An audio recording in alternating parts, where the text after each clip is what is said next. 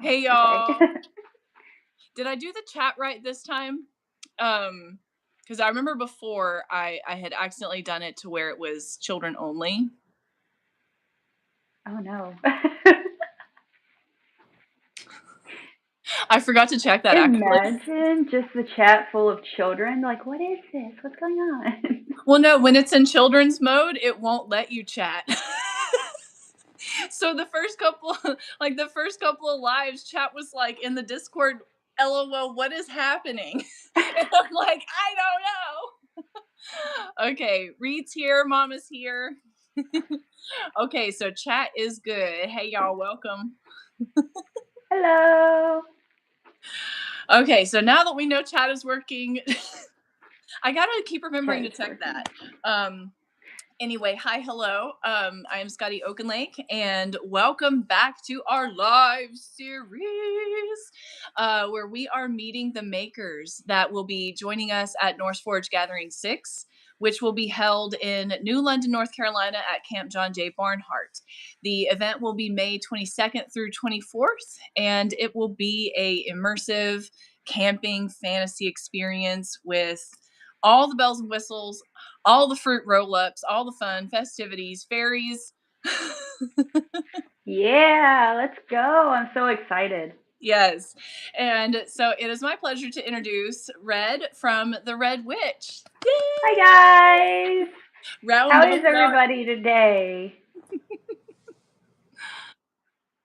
Make sure it's set to all messages to not top messages. Okay. I'll check it. Top chat, chat viewing options, top chat, live chat. Okay, I think we're good. Thank you, Bacon. Love you. We all Sorry. love bacon.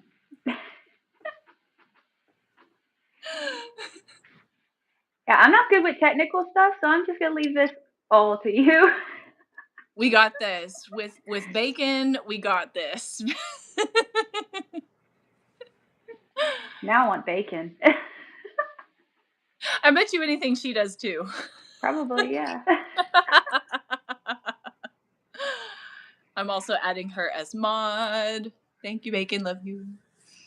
Also, Okay. guys, we had a cardinal visit us at my window this morning, so this should be a really good live stream. I'm hoping.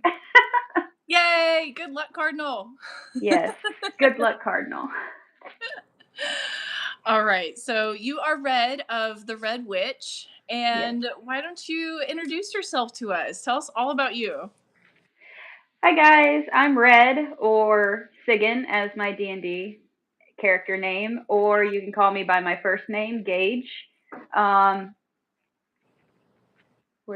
I'm trying to figure out where to start here. uh, so the Red Witch is basically a shop that's filled with all kinds of things that a blooming witch, druid, Wiccan would need. Starting out, I do a lot of certain things that um, help with spells or also medicinally. I have things for aches and pains. I have things for sinus congestion, um, allergy, decongestion, stuff like that. I sell a very wide variety of everything. I also make runes, little broomsticks, which one right here, and then oh, these are also my oils. These are specifically my oils devoted to the gods. These are Norse gods, but I do like custom orders for people that do have different gods. Um, like I think you were talking to me once about a Hades one. I never got around to that, and now I feel bad about it. But I do dabble in everything. Like if you walk into my tent, it's literally just everything. And I also make these little figurines, which are my most favorite thing I have come to make. I've been doing that for about 9 years, going on 10 now. I started when I was in high school, just doing little charms and selling the little charm necklaces and stuff. And it just grew into these larger little familiars. And this one's D&D based. He rolled a 20, a lucky little guy. Um, but I think where the Red Witch really originated from was I was raised in a Southern Baptist family, and nothing, not hating on any other religions. Please do not take it that way, but it was not the best upcoming I had. So I never really connected with it. And then my biological family, who later came into my life, loved them to pieces. They are my biggest cheerleaders in all of this. But they're also Catholic, and even then, I still did not feel connected. And honestly, they were probably the ones I was most afraid of opening up to about being a Norse pagan. And uh, my train of thought derailed. Give me 5 seconds. That's okay. But I opened up to them about it, and they were super supportive about it and everything. And that really gave me the push to like become the person I was, because I kept a lot of things bottled in, and I wouldn't really be myself. I wouldn't be the nerd I was. And after that, it kind of just turned into a business, because, like I said, in my video that I made that we posted earlier, I am a collector of hobbies.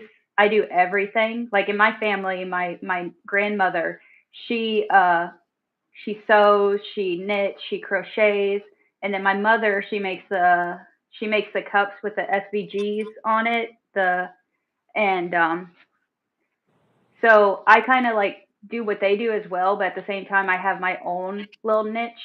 So we're just a family of crafters, and that's where my clay comes in. So that is my biggest hobby.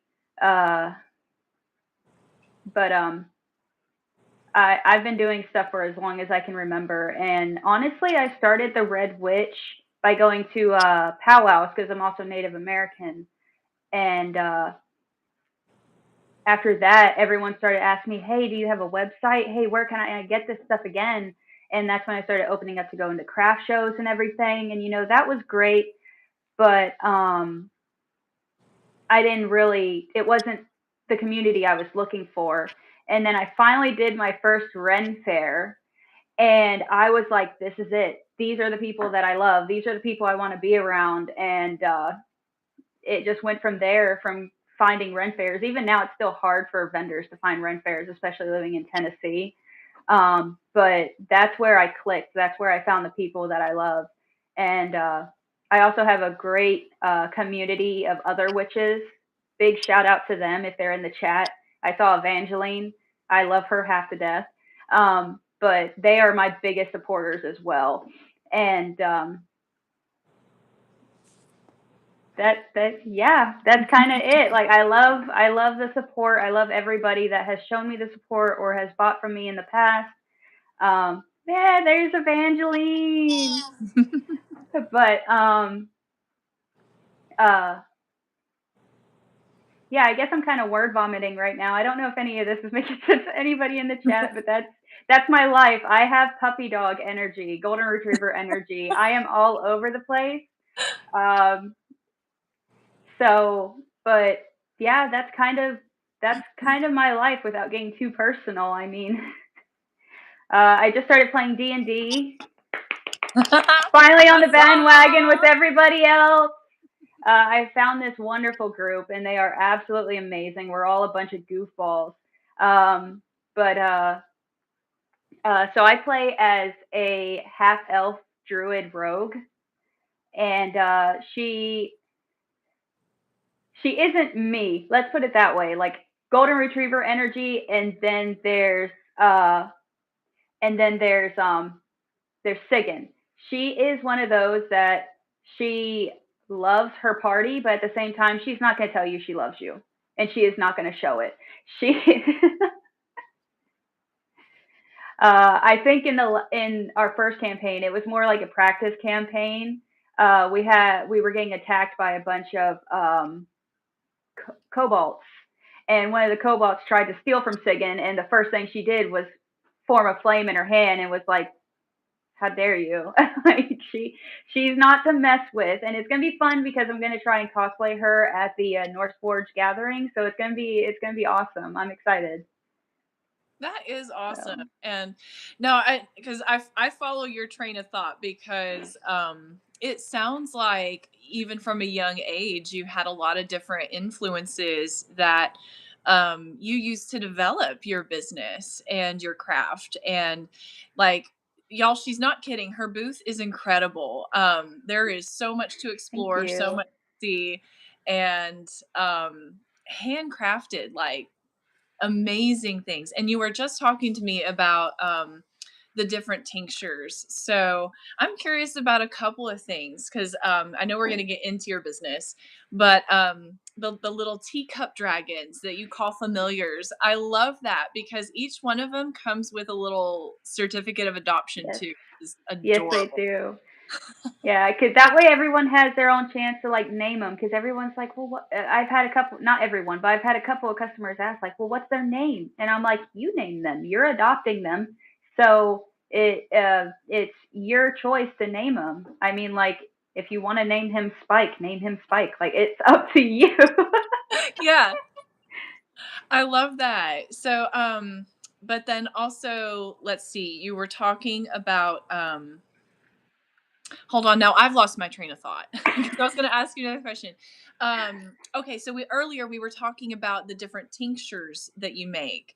So for your business, you have like all these different herbal mixtures and tinctures available. How did you get into studying herbs, and what are the different kinds that you offer? So such a hard question. I love studying everything. I study different religions. I study mythology.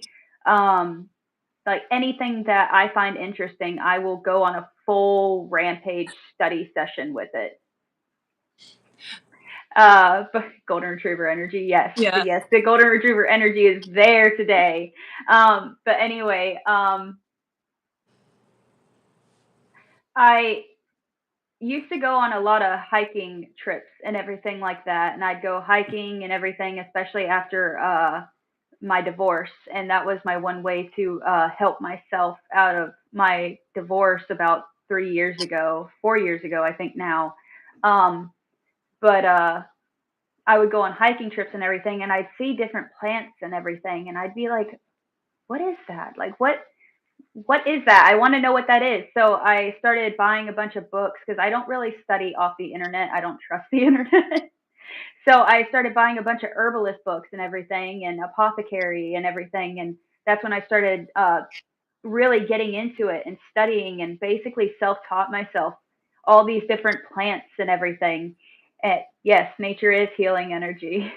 Um, uh, but that's basically how that started. And then this is when I was first getting really big into my business, and that's when I decided, you know what, I can make this into a thing because that's the one thing I wanted to focus on, especially with me being a witch, is that I wanted to focus on something like what can I do, and the one thing I mainly wanted to focus on was helping people heal, not just like physically but mentally as well. Because, like I said, we all got something going on.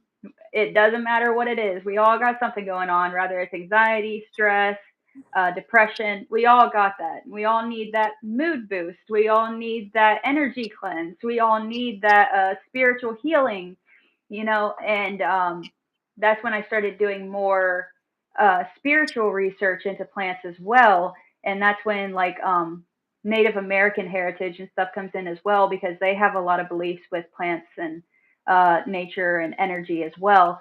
So not only did I study things around Norse paganism, but I also studied things around the Native American uh, outlook on it as well. And then also, like, Wiccan has a few differences as well with how they look at things.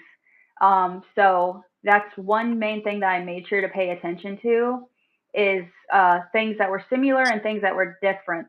And so that's when I started making my first few oils, and I think my first two oils uh, was divine goddess, which is like a beauty, a, for spiritual beauty. And then aura cleanse, which cleanses your aura, cleanses your energy. And those were the first two I came out with. And then I started getting very positive feedback on just those two oils. And it really showed me like it does work for me, but it's very clear with all this positive feedback that it does work for other people. And that's when I started branching out and doing things that were more medicinally as well. I actually have some people that constantly come back to me for my pain relief because that really helps with aches and pains and sores. And like I told you, I use it for my back pain, and because I got two kids, guys, it's rough. And so, and then I have a lot of tarot readers that like to buy my empath protection that they spray that one's a mist. It's not an oil because I also make mist as well. Um, but I have a couple of them that come back to me and constantly buy that one from me because it really cleanses the energy while they're doing tarot readings and everything. And it's just nice to hear the positive feedback and everything from these things because they work for me and it makes me very happy that it also works for other people. If I That's hope I answered your question. no, you definitely did. Because you have so many different ones, and it's just so amazing how you're able to do like all of these different blends and have all of these different things to help people. Um, so tell us a little bit about your business because you said there was a lot of things that led up to it, but what was the final thing where you were like, okay, this is it, this is what we're gonna do? I think my biggest thing was when people started asking if I had a website, and I started having a lot of regulars come back, and a lot of them that literally follow me around to every event, just wanting to get a hold of my stuff and everything. I've actually also branched out to a couple of stores like the Pinnacle in Knoxville. Um, Black Cat Folk Magic is also in Knoxville. She sells my dolls. And then here in the town of Dayton, where I live, through the Looking Glass, they sell a little bit of everything that I make. And that really also got my name out there. And people take my cards and then start following me and asking me, like, hey, where's your next event so I can come get some more stuff from you? And that's when I realized, like, this is no longer just a little side project. This is my life now. This is and you know, I had nothing wrong with that. I'm not saying that as in like I didn't want it to be. I definitely was super excited that this is my life now, that this is what I get to do for a living. And you know, I am coming out with a website here soon. I'm just working out all the technicalities on that one. So that it's easier for people who can't follow me from event to event to get what they're needing from me. So that will be coming out soon this year. I cannot tell you exactly when, but it will be. And uh, but yeah, that was kind of the turning point for me in my business when I realized this is more than just a little fling. This is more than just to get rid of some of the artwork on my shelf. This is going to be a thing. This is going to be my life now. I love that. Because you've shared that with me too, and I love your story. And also earlier you were talking about how when you went to a Ren fair that you were like, yes, this is it. This is where I want to be. So, like for you, when you went to that event, what was it that made it so magical? That made you feel like, yeah, this is where I want to be. So my first Ren fair was with was it was at Maryville, and it was her first Renaissance fair as well. So I was glad that I was able to make that my first Ren fair and support that. I actually met you at the Hay Bear Cafe when she held that one, and then I went to the next one, which was her actual Ren fair, and Frere and Faye. That was my first one, and I think what really caught my attention was just everyone dressed up in character. Everyone was just getting along. All the vendors were all about just playing their character. and I love role play games. I am a big role play game nerd, and I just never had the chance to actually play like tabletop role play like D&D until now.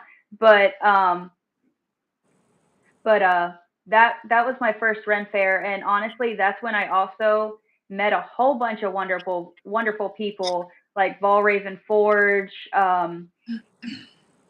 I can't remember, but the people that do the axe throwing, I met them, and then Yeah. they helped me find other Ren Fairs and everything. So big shout out to them, because if it wasn't for them, I probably would have never found another Ren Fair, because it is so hard to find them here in Tennessee. But That's yeah, I'm just gonna interject. That's Till Ragnarok, correct? yes, Yeah. them. They are absolutely amazing. Him and his wife are absolutely amazing. Absolute rock stars. Love them. Yes, and then I met Tanya at Ragnarok, and absolutely fell in love with her.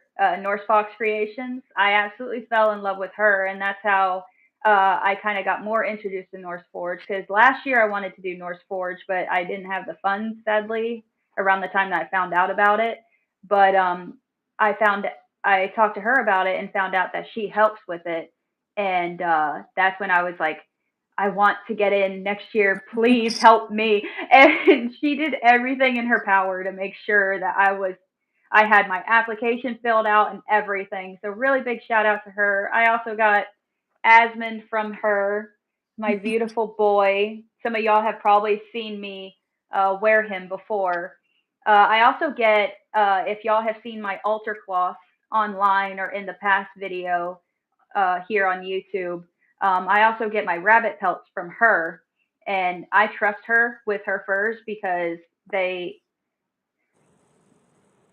they're not trapped. They're not, like meat farm. They have positive energy, and that's one of the things that I want with the stuff in my tent as well. Is I don't want any negative energy, and everything that I get from her is just filled with such positive energy. There's nothing bad about it, and just her herself is absolutely positive energy. I absolutely adore her.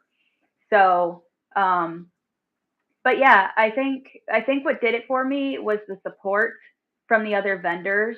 How we're all basically kind of like a big happy family, and we all look out for each other. And you don't really find that at like craft vendor fairs or anything like that. Everyone kind of looks out for themselves and everything like that. And I think that's what I didn't like about those, was that there was just so much negative energy and everyone competing with each other. Whereas at Ren fairs, we all help each other, we all support each other.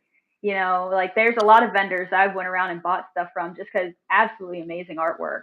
Uh, Almost every single Renaissance fair I've been to, every single tent has just such amazing stuff and so organic and so creative. I'm just absolutely excited to see what Norse Forge is holding. See, I think you hit the nail on the head because a lot of this is about community and how uh it's not about competition, it's about supporting one another. And I got to go off a little bit on a tangent here because that's what makes Great British Bake Off so great because they're all so willing to help one another. Even though it's a baking competition, they're Hmm. always like jumping in to help one another, and it's so adorable. And I guess what I'm saying is Norseforge is kind of like Great British Baking Yeah. Show. This is everybody kind of helps each other out. Too I know good. Jeremy's a big fan of Bake Off, so I'm sure he'll love that comparison. um, but on that note too, I wanted to ask because I know a lot of folks are just now getting introduced to you and your business, and NorseForged Gathering will be like a first opportunity for them to meet you, see your products in person.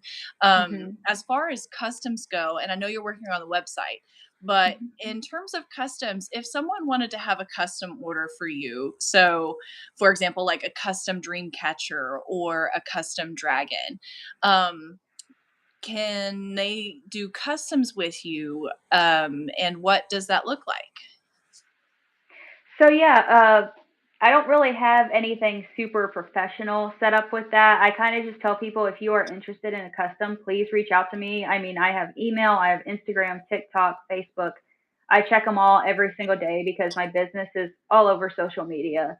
So all you would basically do is message me and be like, "Hey, I want a D&D dragon," or "Hey, I would like one of your snakes with the removable dice for my games," and or like you said, "Hey, I want this certain specific dream catcher with, like amethyst stones."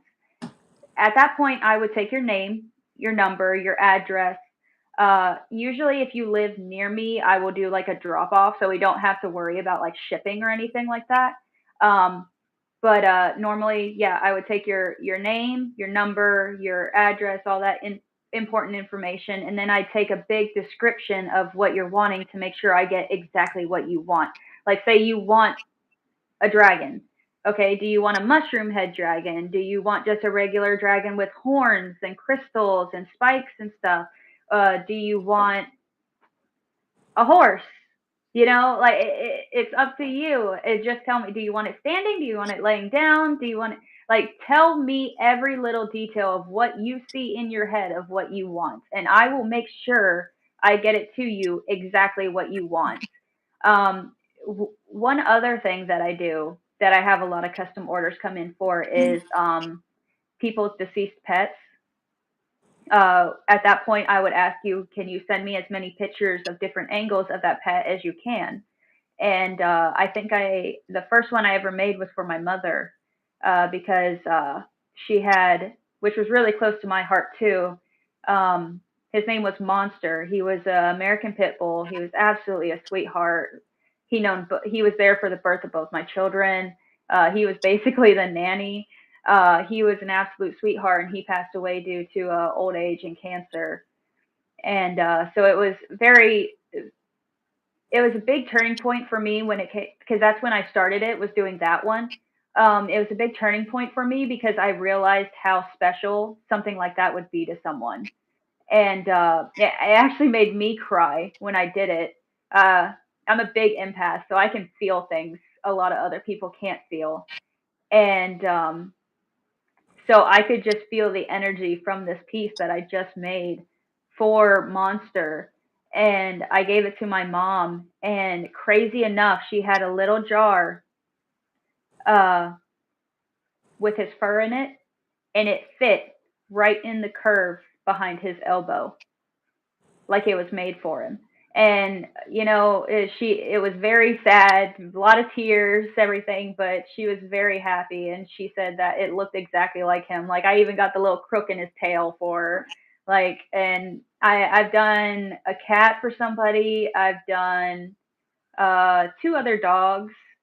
So mostly all I've done with like that is like cats and dogs, but like the tears and the happiness and the overwhelming emotion when people see these heartwarming pieces just really brings, like happiness to my heart because to make someone that happy because it's like I'm remaking their pet. And, I'm sure a lot of people can agree with me. Your pets are your children. Because if that's the case, I have 7 children at this point. but but yeah, when it comes to custom orders, basically all I would ask is for you to, message me, tell me exactly what you want, give me all your information, and then we will work out pricing and stuff after the piece is done. That's so sweet. I love that. And I'm sure like I know a few people that would take advantage of that, self included. Um, Also, Bacon, I would like to add, I think Jeremy is Paul Hollywood and Allie is Mary Berry in this Bake Off analogy. Oh my gosh. Absolutely dying. Um, so also talking about your creature creations, I know that you've got a class coming up, and Yes. I wanted to ask if that's something you're thinking about offering like regularly. Are you thinking about doing like how to videos, or what are you like, are there any teasers you can give us? Actually, I do have another page before the Red Witch actually became a thing called the Creature Cabin. If you notice, it's in my email as well when y'all email me. That was my first shop ever. That's where everything originated from. Because I used to only sell those because, like I said, I was not uh, prepared to show off the witchy side of me and open that up to the world and get the backlash from that and everything. But there's actually tutorials in there where I have posted tutorials of me making some of my characters and stuff. And I do plan on starting to do that again. It's just I make so much stuff that I kind of got to take turns with what I post on social media. And also with the outside life and everything, it's really hard for me to continuously post like 2 or 3 videos a day of everything that I do. So, plus being fairly honest, I am very new at technology. So when it comes to creating a video or even getting on here and talking is like very weird for me because I've never done that before. So I'm still learning. It's only been 2 years since the Red Witch has been a thing, and um, I'm still working with the motions, like going with it. I learn something new every day about this stuff, and like TikTok is a very new thing for my business, and honestly, I'm doing better on TikTok than I am on Instagram. Like it's a learning experience, and when it comes to the classes, it depends how this first class goes. To be honest, I've never taught a class, and honestly, I just need to know if I can actually teach a class. So I'm glad that it's going to be filled with a lot of my friends that I consider family, and it'll be easier for me. I won't be as nervous. But if it works out, I will think about offering uh, classes to the outside world. Then I would have to start planning, like, okay, what community centers can we meet at to do this? I need to make sure we have an oven to bake them at. I need to make sure people know that it's going to take about 5 to maybe 8 hours to make this piece. So make sure you bring snacks and stuff. I kind of already got everything figured out in my head. I just got to make sure that I can actually teach it first. I know there are some things that I am very new to. Like some of my students for this class are asking to make birds, and I've only ever made tiny birds. That's the one thing I've never made. So there's a lot of things that I'm having to play tester with right now to see if I can even get a bird to stand up. Because a bird stands on 2 legs and then it has a heavier chest. Yeah. So I have to make sure it's going to withstand the oven uh, and keep its shape. So I'm kind of playing trial and error right now to make sure I can do that for them. If not, we can figure something out. I know they have some other ideas in their head just in case they can't. I know I have one wanting to do a phoenix, which I think is going to be absolutely amazing. I have another one wanting to do a raven, and then another one wanting to do a falcon. And 3 completely different birds, completely different head shapes and everything. So this is going to be interesting for me to learn myself. And I mean, if it works, I may just start making them myself and selling them. And I'm really hoping I can give these students what they want, because it is what they're taking home, what they're learning, and I want to be able to teach them exactly what they're wanting to know. Um, so I just want to make sure I'm a good teacher before I start actually teaching a lot of classes first. I do know I want to start teaching how to make dream catchers, especially at the powwows that I attend and stuff. I would like to start teaching classes for that. Um, that's just very intricate work, though, with all the needlework and the beading and making sure you have the appropriate feathers. Because I did not know until I uh, started that there are actually feathers that you cannot sell. So like I said, trial and error. I know I had a bunch of feather wands that I make that I accidentally used turkey vulture feathers on, and it's actually illegal to sell any kind of feathers from birds of prey. So that was something else I had to research because I collect feathers no matter what they are. If I see them, I collect them. I think a lot of witches do. And that was something that I had to do trial and error with to figure out what feathers can I use, what feathers can I not use. Because I actually had at my first ever powwow, I had a late man walk up to me, one of the dancers walk up to me, and he's like, "Can I just critique you a little bit?" And I said, "Go for it." I don't take constructive criticism badly. Like if there's something that looks wrong, tell me. If I agree with you, I agree with you. If I don't, I don't, you know? But he started taking out a bunch of my wands and he's like, don't sell these. You can get into legal trouble. And I was like, oh, okay. And he actually explained to me thoroughly. Like he wasn't rude or anything, which is what the positive energy coming from him about it was truly amazing. But he told me like, you know, it's illegal to sell anything of birds of prey. And anything like that, and just told me a bunch of more information of feathers that I can use for medicinal purposes and spiritual purposes, and what feathers would be really good for wands, like turkey feathers. So I mainly use turkey feathers. Um, so a lot of things are just trial and error. You got to try it before you get it right. And that's one thing I tell everybody, you're gonna fail a couple times before you get it right. I know I failed multiple times before I got things right, and when I finally get them right, it feels amazing.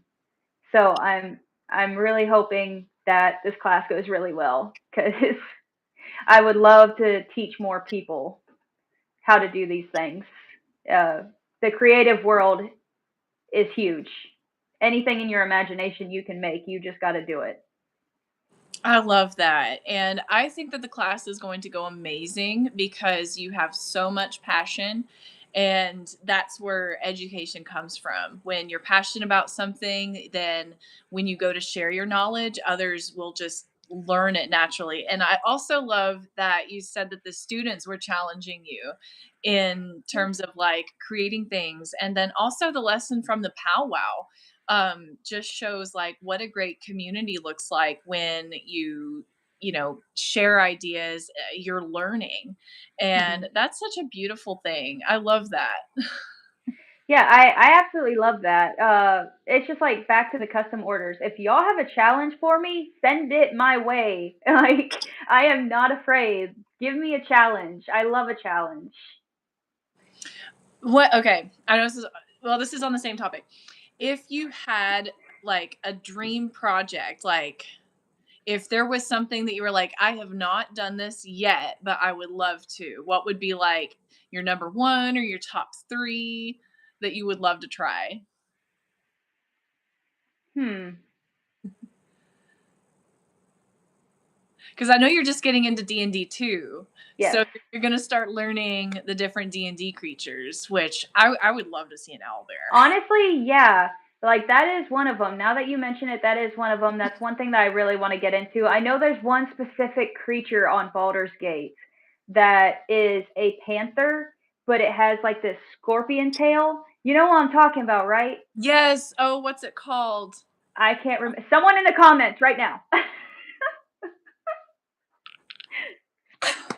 Oh, It's I'm going to gonna die right now. drive us nuts. Someone in the comments, please, please help us. Send SOS. help. Send help. And it's going to be a displacer beam. Displacer. Yeah. Woo! 100,000 points to Bluey Demon 528. That's Reed. Hi. Zach! Yes, you heard that Gondor called for aid and Rohan answered. I love it. Please Yes. excuse me. Y'all made me choke on my drink. Y'all be nice in the chat. Oh my gosh. I felt Oh D&D my call for help. I love it. Bows in nerd. I love it. gosh. I love it. Yes. Anyway, yeah, I was looking at that and I remember fighting it in one of the battles, and I in one of the levels. I don't exactly remember it. It was when we were doing everything for Shadowheart, uh, and she basically rejected Shar. It was Yeah. before that we had to fight it. And I saw it and I was just mesmerized by this creature. I was like, I would love to have this as a pet. Like, dude, this is cool. But I started saving a bunch of pictures of it because that's my examples that I use to make my pieces. I will go, and this is something else I also told my students before the class starts, is that I want you to go look up all kinds of pictures. Um, look up all types of pictures of the animal that you're wanting to create, how it moves, how it's fluid, different poses, its facial expressions. Like take notes of everything. Because that's one thing that really helps. That's one thing that I learned over time making them is the facial expressions. Uh, like I keep bringing this little dude back, but his little face. Yeah. Like one thing that I used to not do when I first started out was the eyebrows, his little right here, and then his nose, mouth. I was really bad at the little detail. Yes, boop the snoot. Everyone boop the snoot in chat right now. But that's one thing that I really sucked at, and detail, I get a lot of comments how wonderful my detail is in all my artwork. And that was a learning process, let me tell you. It was a learning process to get all those expressions and facial features. And I mean, you've seen a lot of my artwork where a lot of them look really goofy, their tongues sticking out, or they look very mischievous or evil. You know, like it took a while to get those right. Like I said, it's been a long 9, almost 10 years doing this, and I'm still learning. I mean, like, I think here soon I'm gonna start making D&D snails, which are more inspired by One Piece for my anime fans out there. But I'm gonna start making little snails, spiders, dragonflies, little insects. And I'm also looking at collabing with a bunch of other vendors and creators as well, letting them use some of my pieces in their artwork or using some of their artwork in my artwork, you know, like just supporting each other and getting artwork out there for everybody. And all the boops in chat, I love it. Yeah. And but yeah, I think my biggest thing is making these D&D fantasy characters, and honestly, I'm hoping I get a bunch of them done before NorseForged, because that would be absolutely incredible to have all those in my tent and be like, adopt your displacer today. You know, and so I'm super excited. I know right now I'm very low on polymer clay figurines because they literally go so fast. I went from having shelves upon shelves upon shelves of them, and now I probably have a tiny table of them left.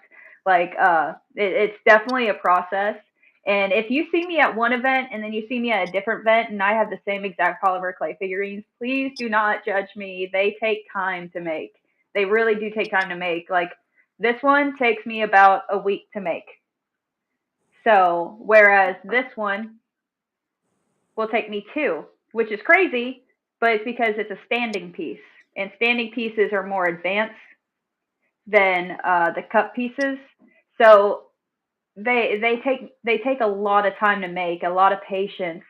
And so sometimes I'll go to one event and then next week I'll go to a different event and I have nothing new. And that's because it takes me a lot of time to make certain pieces. So that's another thing that I'm kind of nervous about with the class is that I'm nervous we won't get it all done in one day.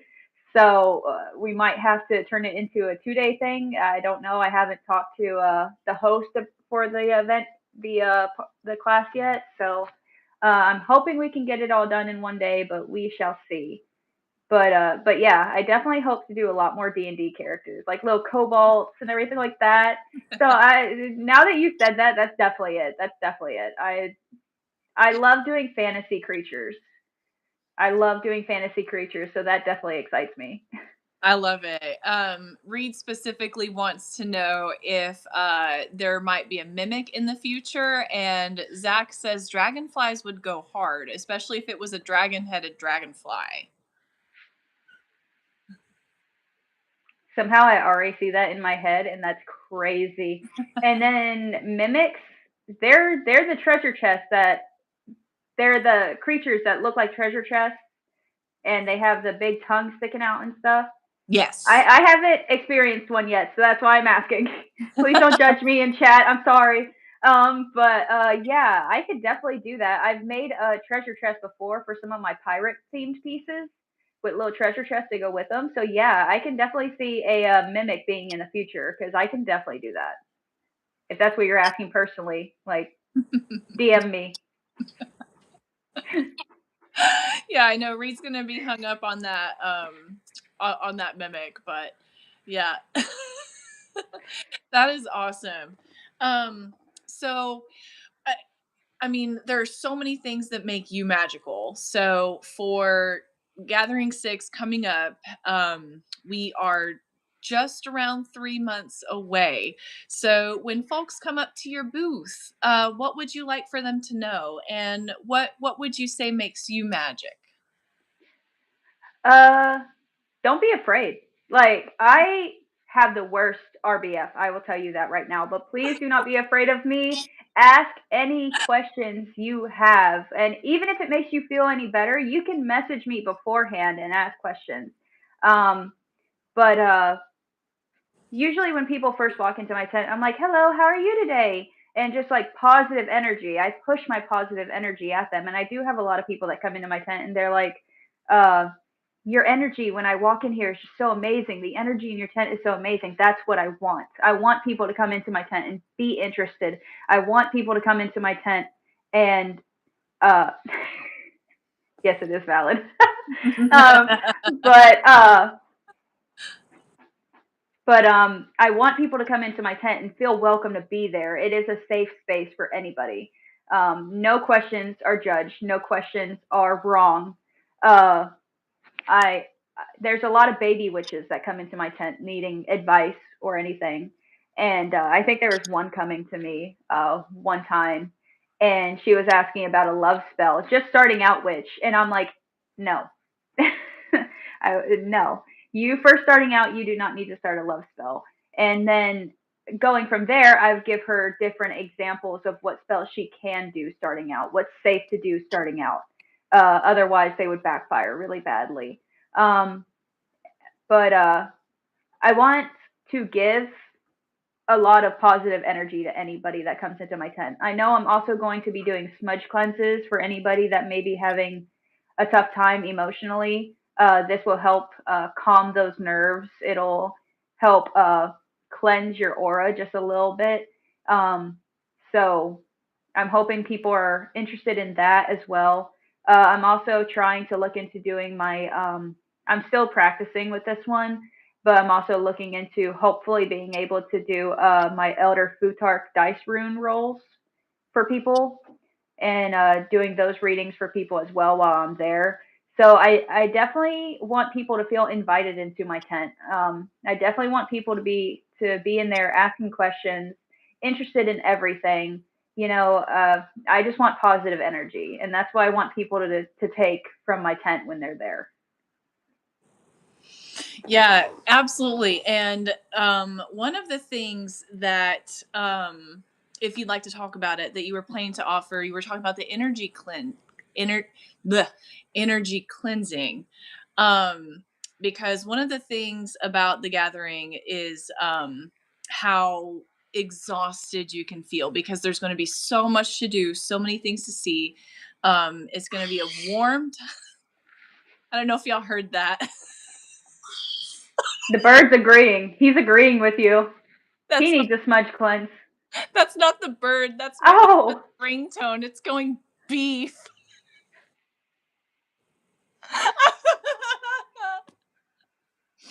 Oh my oh goodness. god. Yeah, it's his My ring. ringtone. It's his ringtone for our group chat.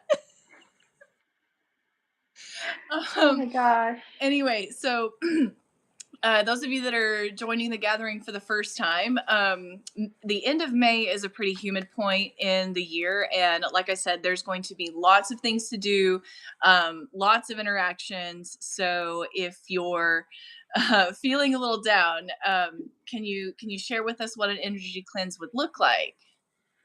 So, an energy cleanse is where I take my my smudge wands, which I go based off of what energy I feel coming from you, based off of what I use to cleanse you. Whether it's my dragon's blood sage, my blue sage, my white sage, or even my cedar or pine. I go based off the energy I feel from you before I choose what smudge I'm going to use on you. And at that point, I would ask you to close your eyes and take deep breaths. And then I would go around, and of course, I would ask you if it's okay if I touch you as well. And I would go around and start feeling where those places of what's the word? Mm. I'm trying to think. It's like weak. Misplaced energy. Oh. So I would go based off your chakras. I'd go down your back first, and then I would slowly work my way through your arms, down your legs. I will do the top of your head, which is where most of the misplaced energy is on people I have noticed, or right here. Uh, so those are big places that I have to work on with people is their head, and it would be considered your heart chakra. Um, and I've noticed with a lot of people that's usually where the misplaced energy is. I do have a couple that's really weird. I know I had one where like their misplaced energy was their lower back, which was interesting to me. But I mainly focus on where the misplaced energy is, and I try and work on evening it back out and helping you have that exit through your crown, which the crown top of your head. Uh, so I do have a lot of people that say they feel refreshed after it is done and more at ease and calm, which is what I want is for oh, but I was reading chat. But uh, Definitely want uh, people to leave that kind of experience feeling a lot better about themselves, a lot calmer, a lot more peaceful. And that's basically what a smudge cleanse is supposed to do is help with any kind of trouble that might be bothering you. If you're feeling anxious, especially being at a gathering and surrounded by a lot of people get anxious about that, being around a lot of people. And my biggest thing is doing that. I know we had an incident uh, at the Castle Siege in Alcoa, that Ren Fair. You didn't get a chance to go to that one, did you? No. No. We had a big incident where a lot of customers' cars started getting towed away, which wasn't the castle's fault. That was a whole different thing. So anybody that's interested in doing that this year, please, it was not the castle's fault, and they're going to do a better job making sure that that doesn't happen again. But I noticed all the vendors started getting very stressed out and everything. So I quickly grabbed one of my smudge sticks, my white sage, which meant for purification. I quickly went to everybody and started smudging everyone. And I could tell the energy changed like that. As soon as I got around and smudged all the vendors that were stressed out, the energy went right back to positive and everyone started having a good time again and stuff. So I definitely see a change when I do these things. And even if I see you, I might just offer it for free just because I can tell when people are super stressed out. And if I see that happen, don't get weirded out if I approach you and be like, hey, can I smudge you real quick? Just follow people around.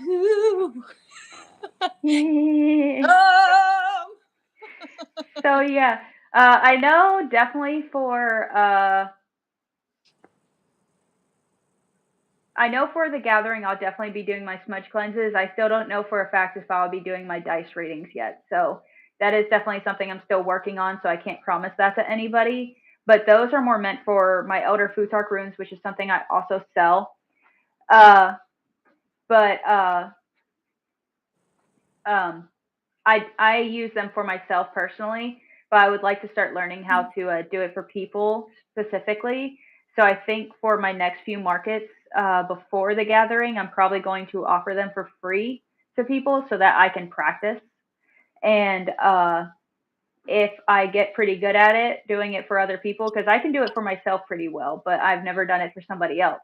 So I want to make sure I can do it for someone else before I actually, like be like, hey, dice readings, and then end up not working out. So I definitely want to do a trial and error with that and see if I can actually read it on other people.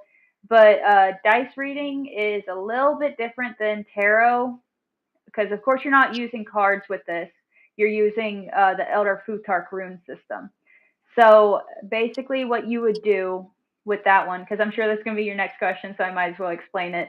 Elder Futhark rune reading is where like you would ask someone like what specifically are they needing to be focused on, what are they wanting answered, and then I would roll the dice and whatever runes it falls on, you would go based off of those runes to answer their question for them. So if they're focused on their love life, say they want to focus on their love life, what love in their life, you will roll the runes and then you would go based off the runes and what was read for them, and then you would explain that to them that way. So that's just an example. It can be anything like, am I going to get this new job? Like it can be anything, any kind of question that you need answered, and the runes would answer it for you. You would put that person's energy into the runes and then roll them out, and that's how you get your answer for that one. So super excited for that. I'm super excited for you to learn more. I would love to do a rune session with you at some point. I think that would be awesome. I'm trying to learn more about runes myself. Mm-hmm. And I have one the one that you gave me, it's got the rune on it and it's got the tail. I can't think of what it's called. Like a door protector?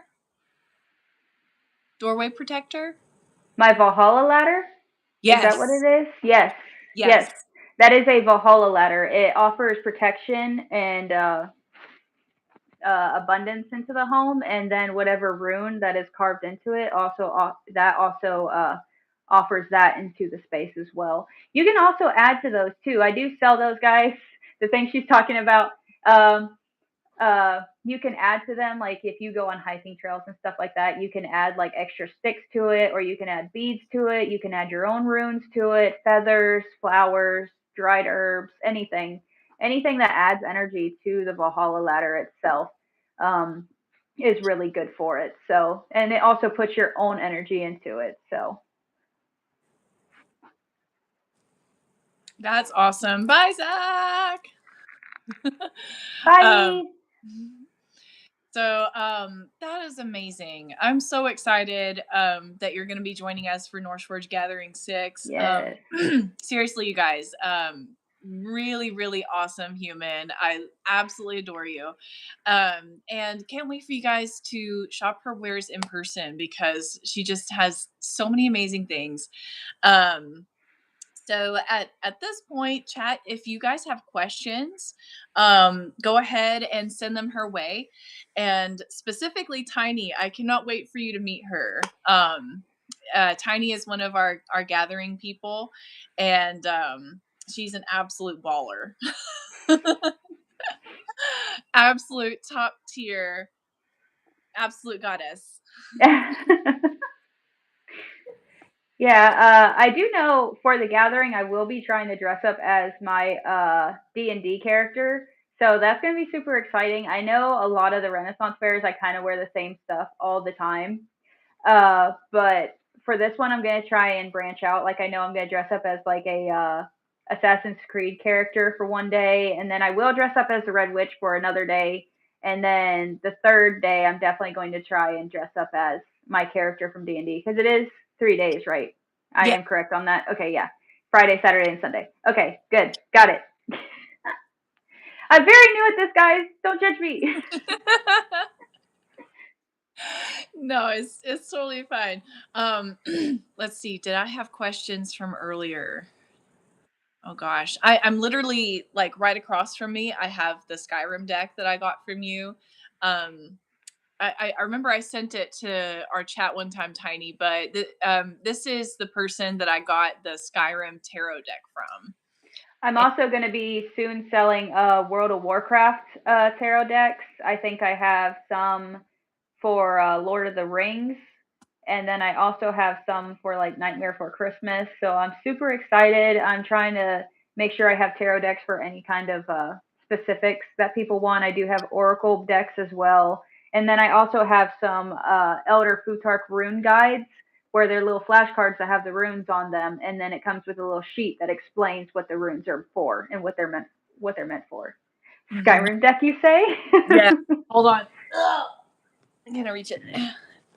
I have one more in stock too right now. Dude, the art is so pretty. Let me see. What's the first one I pull? Ah! The Emperor! Oh, snap.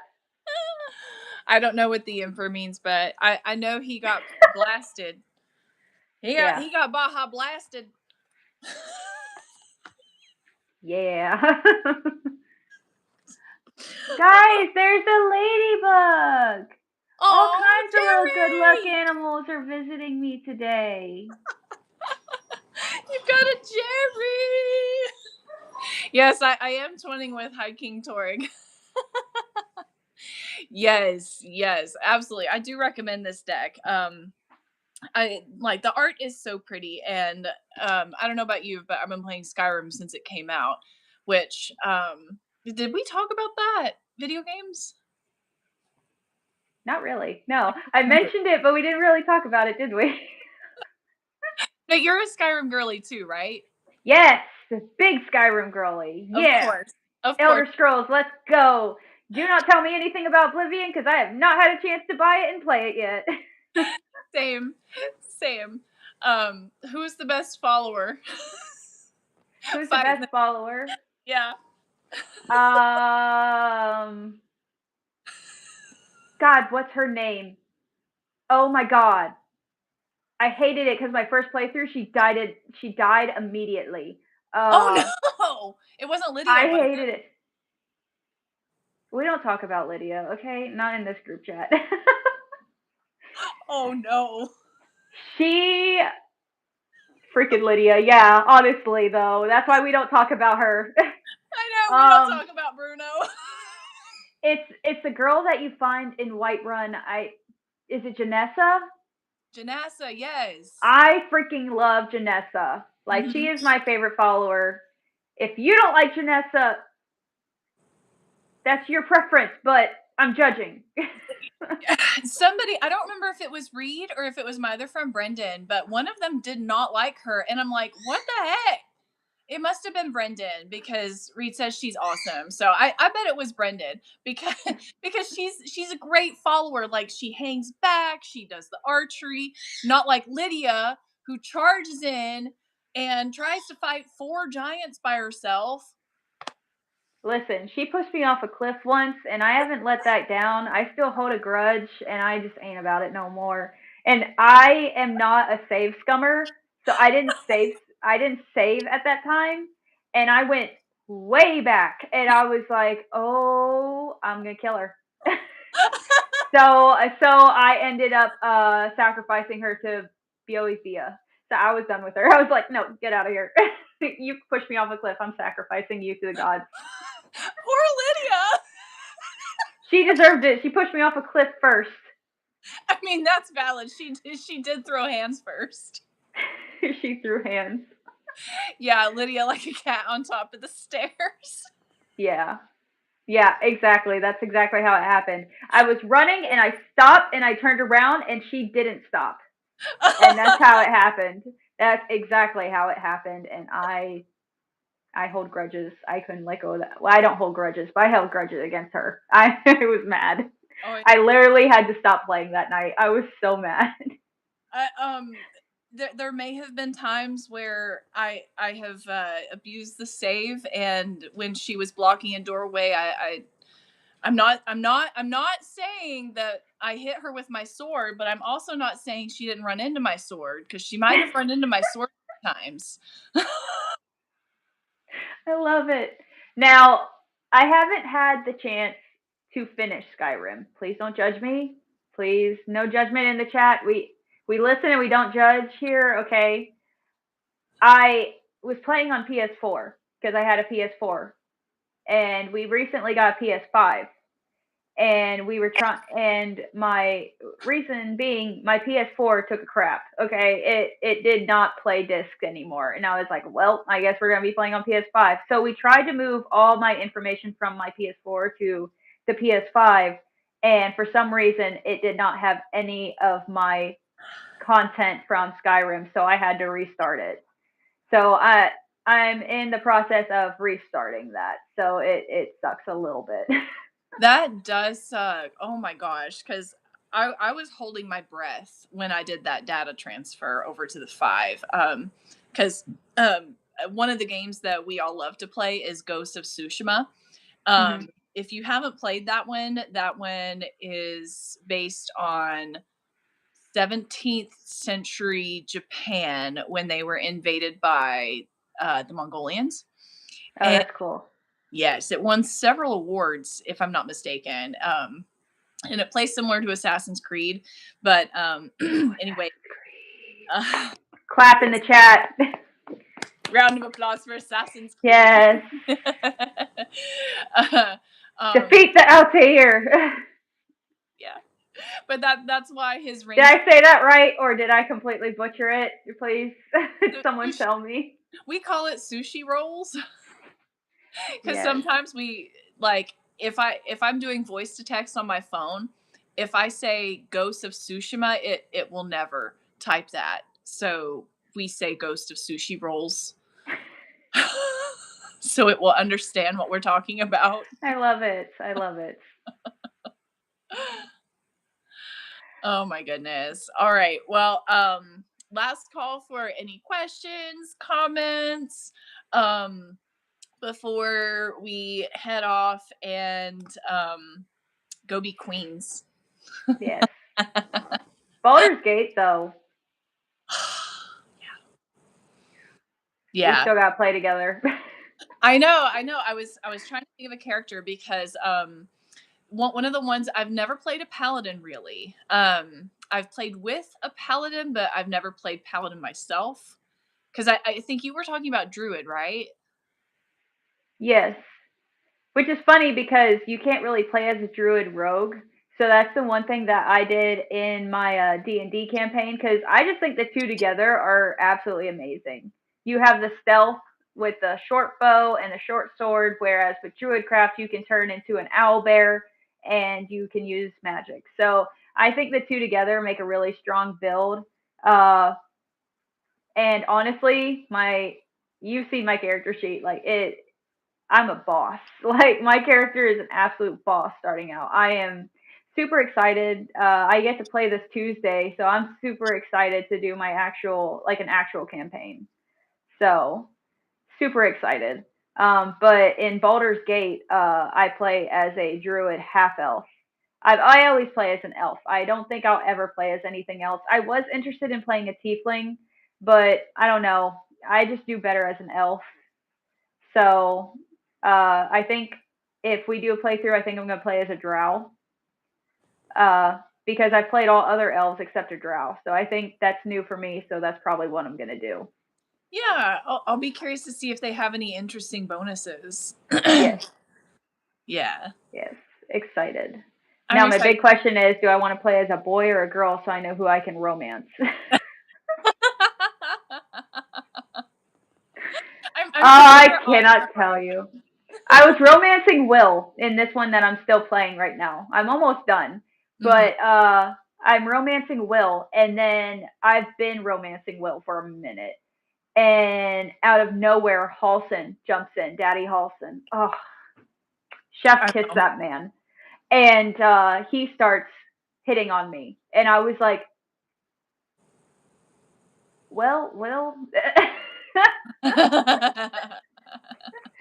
so mad. I was like, why didn't you start hitting on me earlier before I started romancing Will? Oh, I know.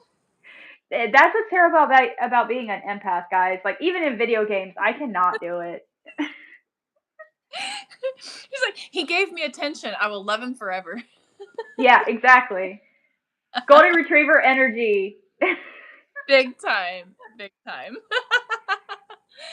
All right. Well, I think that's a good place to stop. And uh, you know, I absolutely love that you were able to come and talk all about your business and super excited to see you at the NorseForged Gathering. And I'm sure I'm going to see you next week at the crafting. But anyway, thank you so much for joining me. I'm so excited that folks are getting to meet you. Yes, I'm super excited too. I'm super excited to meet everybody there, the new vendors, because I know there's gonna be a whole bunch of new ones. We'll be in North Carolina, so I'm sure there is. Mhm.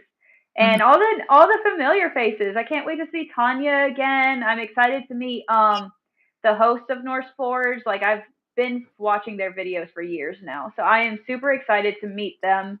Uh, yeah, I'm just super excited. I That's all I can really say. I'm super excited. Like I've been wanting to go to North Forge, and now that I am this year, I wish it was May already. Like super Yeah. excited. Yes. Yay. Yeah. It'll be awesome. Okay. Got to make a heart. Yay. Yeah, we did Amazing. it. We did it. Yay. You did amazing. Thank you Thank so you, much. and thank you And everyone that stuck around for the whole chat. I appreciate it. I know I talk a lot. It's not gonna change much when you see me in person either. no, she is great to talk to. And yes, thank you, chat, so much. You guys are absolutely amazing. Like I said, every time I get to do a live and I get to see y'all come up, it's just moi, chef's kiss. Love it. Yes, it's very entertaining. This is my first live I've ever done in my life, and it's so entertaining. So entertaining. I love watching chat. It's great. Absolutely. Well, chat, I will see you guys tomorrow at 5 p.m. Eastern Standard Time with What I Would Turning. And it has been a pleasure. Thank you guys so much. Okay, love you. Bye. Bye. Love you. Bye.